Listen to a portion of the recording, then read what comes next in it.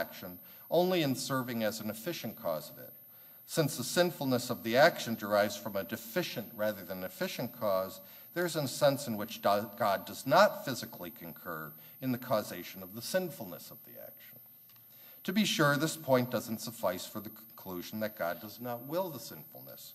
After all, physical evil presumably derives from a deficient cause. Yet Leibniz allows in the Theodicy that God can will such evil as a means.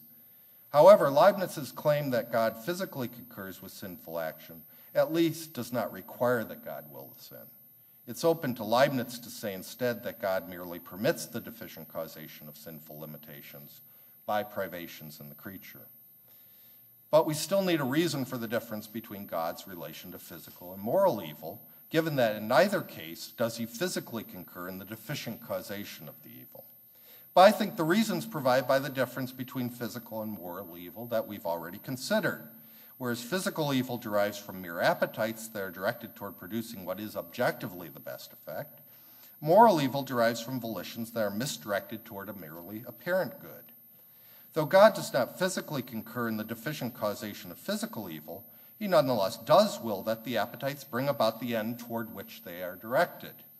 However, not only does God not physically concur in the deficient causation of moral evil, he also doesn't will that they bring about the end toward which they are directed, that is, what appears mistakenly to be the best for the agent.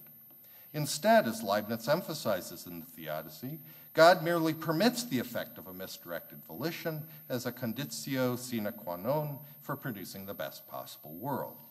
So the distinction between efficient and deficient causation at least allows Leibniz to say that God does not will moral evil, and in contrast to the case of physical evil, the fact that moral evil derives from misdirected volitions provides reasons for him to say that God, in fact, does not will such evil. Thank you.